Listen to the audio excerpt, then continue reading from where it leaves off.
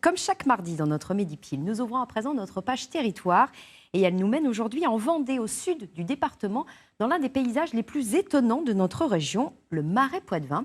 Élodie Soularé, Damien Ravelot sont nos guides.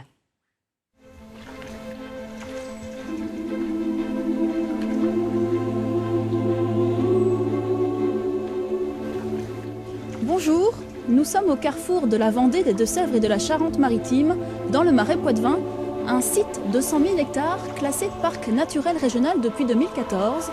Embarquement au fil de l'eau pour une balade dans un marais version hivernale qui ne manque pas de charme.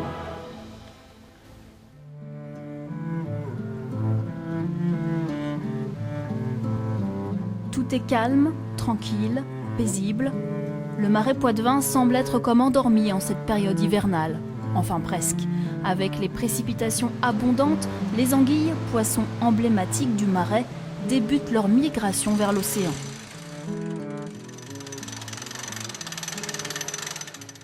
Une anguille comme ça a sans doute une dizaine d'années, au minimum. Mais c'est vrai que c'est assez variable en fonction de l'endroit du bassin versant dans lequel elle peut se développer. Mais avant leur grand voyage pour se reproduire et mourir dans la mer des Sargasses, à 5000 km d'ici, les scientifiques les examinent aux portes du Marais, dans la Sèvre niortaise. C'est la 3e année qu'ils participent à cette mission. C'est un suivi qui permet d'estimer toutes les quantités d'anguilles qui descendent le fleuve. Alors, ce n'est pas un suivi exhaustif, on ne les capture pas toutes, on a quelques anguilles qui nous échappent. Mais le fait de les marquer permet d'avoir une estimation de ce qui descend. Après, avec les données historiques, ça reste des quantités bien inférieures à ce qu'on pouvait récupérer sur les moulins il y a encore une quarantaine d'années. En quelques jours, 1 tonne d'anguilles aura quitté l'eau douce pour la mer. Lui est né dans le Marais et ne l'a jamais quitté. Photographe, Pascal Baudry adore prendre le large dans ses 4000 km de voies navigables, surtout en hiver. C'est vraiment le moment de venir dans le Marais. Pour moi, c'est une bonne période et c'est ma saison préférée ici. Vraiment. Pour ce côté nu du Marais, il n'y a pas toute cette végétation luxuriante. Et puis, j'adore les peupliers et les frênes. Et ils sont rarement photographiés à cette période de l'année. Et puis le fait aussi d'être vraiment tout seul, quoi, c'est super. J'ai pas mal à la tête quand je rentre le soir.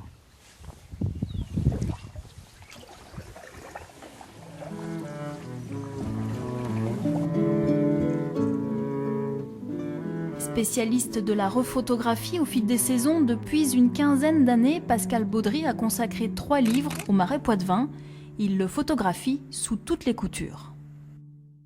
Alors ce qui est intéressant, c'est ça. C'est d'avoir ces reflets dans l'eau, c'est d'avoir ces lignes de frêne, les reflets. De temps en temps, un frêne qui s'incline comme pour aller écouter celui d'en face, comme s'il avait quelque chose à lui dire. C'est tout ça qui amène un peu de magie dans ce genre de cliché. Moi, ce que j'essaye de trouver, c'est dans les frênes, dans les peupliers, d'avoir des images qui soient graphiques. C'est ce que j'essaye de faire sur les images d'hiver. Comme l'artiste du Marais ne se lasse pas de son sujet de prédilection, il prépare un nouvel ouvrage photographique, un travail de patience et d'attente pour prendre le cliché jamais encore réalisé.